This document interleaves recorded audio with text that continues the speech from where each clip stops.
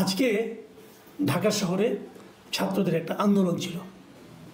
আন্দোলনটা হলো জগন্নাথ বিশ্ববিদ্যালয়ের ছাত্ররা, কেবল ছাত্ররা না, ছাত্রদের সঙ্গে শিক্ষকরা ছিলেন, সবাই মিলে তাদের কিছু দাবি ছিল, 3 দফা দাবি। সে দাবি আদায়ের শেষ চেষ্টা হিসাবে তারা একটা লং মার্চ করে প্রধান উপদেষ্টার যে বাসভবন যমুনার দিকে আসছিলেন।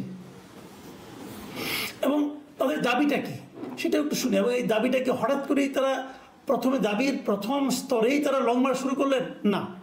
তাদের একটা প্রতিনিধি দল এরই মধ্যে গতকালকে, মানে আগের দিন মঙ্গলবার দিন, তারা কিন্তু ইউজিসির সঙ্গেও দেখা করেছিল। ইউজিসি হলো ইউনিভার্সিটি গ্র্যান্ট কমিশন, মানে বিশ্ববিদ্যালয়গুলোর দাবি দাওয়াগুলো বিশ্ববিদ্যালয় কি পাবে কি পাবে না, অথবা বিশ্ববিদ্যালয়ের কাছে সরকার এবং দেশ কি চায় কি চায় না, এগুলো ইউজিসির মাধ্যমে কিন্তু হয়ে থাকে। তাদের দাবি ছিল 3টা, সিম্পল 3টা দাবি। দাবি 3টা কী কী আমি দাবিগুলো আগে আপনাদের পড়ে শোনাই। 1 নম্বর হলো আবাসন ব্যবস্থা নিশ্চিত না হওয়া পর্যন্ত জগন্নাথ বিশ্ববিদ্যালয়ের 70% শিক্ষার্থীর জন্য আবাসন বৃত্তি 2025-2026 অর্থ বছর থেকে কার্যকর করতে হবে। 1 নম্বর দাবি। অর্থ হলো, আমি আপনাদের একটু বলে দিচ্ছি, ডিটেল বলি। সেটা হলো, এটা একটা পাবলিক বিশ্ববিদ্যালয়, কিন্তু সমস্ত পাবলিক বিশ্ববিদ্যালয়ে একটা হল থাকে। মানে পাবলিক বিশ্ববিদ্যালয়ে সবাই তো সমস্ত ছাত্রকে হলে থাকতে দিতে পারে না, কিছু আবাসিক আছে, কিছু অনাবাসিক আছে। যেমন জাহাঙ্গীরনগর বিশ্ববিদ্যালয়, তবে কৃষি বিশ্ববিদ্যালয়, এগুলো কিন্তু সম্পূর্ণ আবাসিক। মানে এখানে যত ছাত্রছাত্রী ভর্তি হবে তারা সবাই বিশ্ববিদ্যালয়ের হলে থাকবেন। অথবা যদি উল্টো করে বলি যে হলে যত ছাত্রছাত্রী থাকার ব্যবস্থা আছে তারা কেবল তত সংখ্যকই ছাত্রছাত্রী ভর্তি করবেন।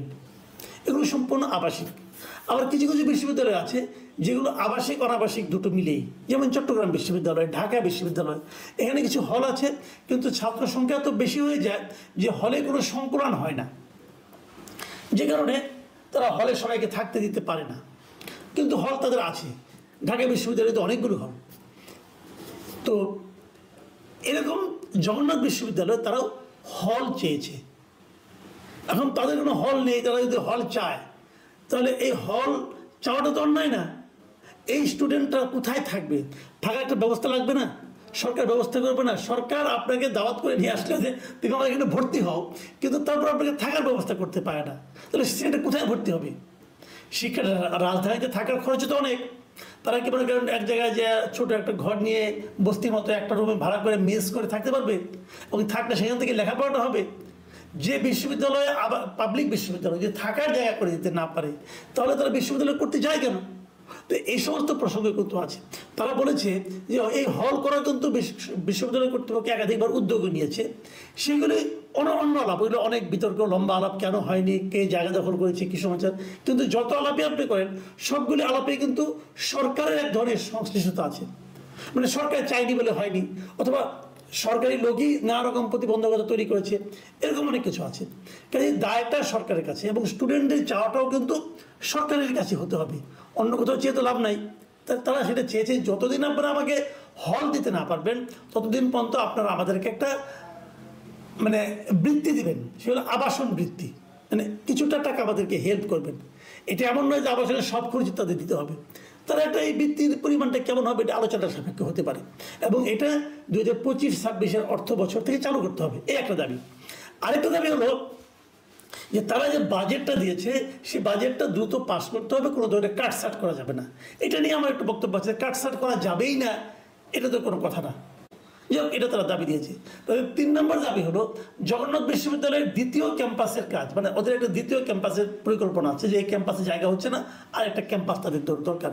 সেই ক্যাম্পাসের কাজটা পরবর্তী যে একনিকের সভা হবে সেই সভায় অগ্রাধিকার প্রকল্পের আওতায় এনে বাস্তবায়ন করতে হবে। মানে এই প্রস্তাবটা কিন্তু অনেক বছর ধরে ঝুলে আছে, কেউ দেখে না, কেউ তাকায় না, তা সেটা তারা অগ্রাধিকার প্রস্তাবে আনতে বলেছে। এই যাদের দাবি, এখন এই দাবিগুলো নিয়ে আলোচনা হতে পারে। কিছু দাবি সরকার মানতে পারে, কিছু মানতে পারে না, কিছু কিছু বলতে পারে ঠিক আছে পরবর্তী সময় মানবো, নানা রকম কথাই হতে পারে। কিন্তু এই দাবিগুলি ইউজিসির সঙ্গে যখন গতকালকে তারা মিটিং করে, সেই মিটিংয়ে কোনো সমাধান হয়নি। সমাধান না হওয়ার পর সমস্ত এখানকার ছাত্র শিক্ষক সবাই মিলে একটা জুলাই ঐক্য নামে একটা সংগঠন করে তারা কর্মসূচি দিয়েছে যে আজকে মানে 14ই মে তারা যমুনার দিকে হেঁটে যাবে, যমুনার দিকে লং মার্চ করবে। এই লং মার্চ যখন কাকরাইলের কাছে এসেছে, কাকরাইল মোড়ে আর কি, কাকরাইল মসজিদের যে মোড়টা ওখানে যখন এসেছে তখন তাদেরকে পুলিশ বাধা দিয়েছে। বাধা দেওয়ার পর তারপরে এখানে কী হয়েছে, পুলিশ তাদের উপর লাঠিপেটা করেছে, সাউন্ড গ্রেনেড মেরেছে, কাঁদানে গ্যাস মেরেছে এবং জল কামান দিয়ে তাদেরকে ছত্রভঙ্গ করে দিয়েছে। এই হলো অবস্থা। তার মধ্যে স্টুডেন্টরা দাবি করেছে তাদের কমপক্ষে 11 থেকে 12 জন লোক আহত হয়েছে, তাদেরকে নিয়ে তারা হাসপাতালে গেছে। যাওয়ার পর সেখান থেকে তারা, এটা হলো আপনার দুপুর 12:30টার দিকে ঘটনা, হাসপাতালে ভর্তি করেছে। তারপর পুলিশ ভেবেছে যে ছত্রভঙ্গ হয়ে গেল, তা হয়নি। 1টার দিকে তারা আবার সেখানে এসে জ্বর হয়েছে এবং এই সময় বৃষ্টি নেমেছে, ছাত্ররা বৃষ্টিতে ভিজেছে এবং আমি যে পর্যন্ত জানি, আজকে আমি যখন এটা রেকর্ডিং করছি তখন পর্যন্ত আমি জানি ছাত্ররা সেখানে অবস্থান নিচ্ছে। এখন আমার প্রশ্নটা কিন্তু এই যে যেগুলি বললাম এগুলো নিয়ে এত কিছু আমি বলতে চাই না, কারণ এগুলো সরকার দেখবে কোনটা ঠিক কোনটা বেঠিক, তাদের দাবি।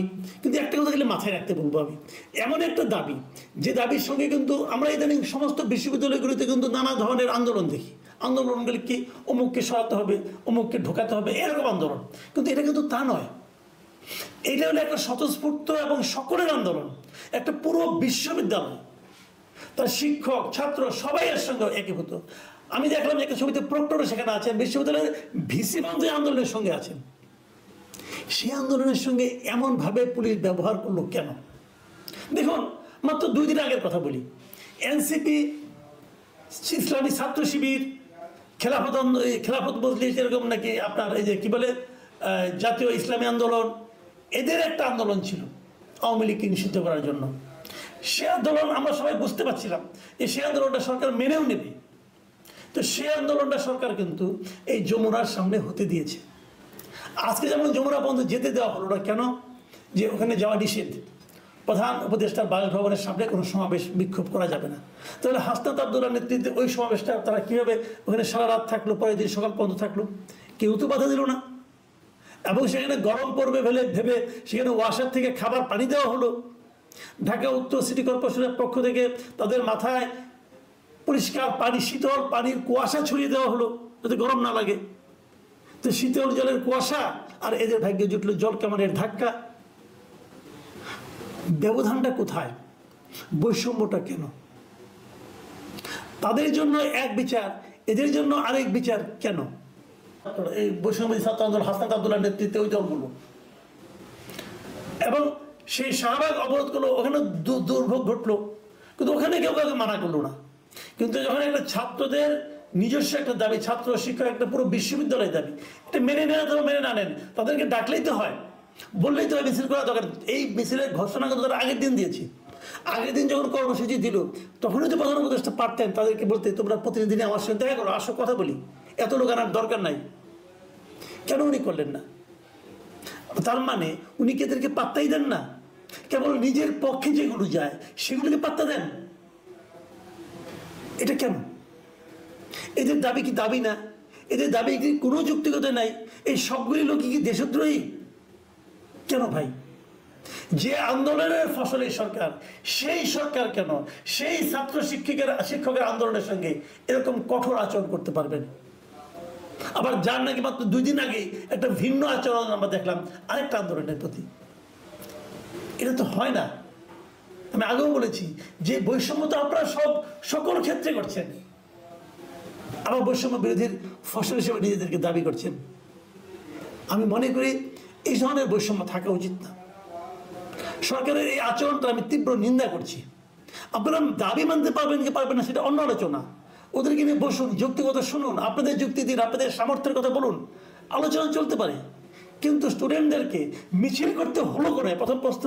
দ্বিতীয় প্রশ্ন হলো মিছিল করতে হলো করে তাদেরকে এই পর্যন্ত এনে তারপর পুলিশ দিয়ে লাঠিপেটা, কাঁদানে গ্যাস এবং টিয়ার শেল, তার মধ্যে জল কামান, কেন? এইভাবে আপ্যায়ন করলেন কেন? আপ্যায়নের এই বৈষম্য কেন?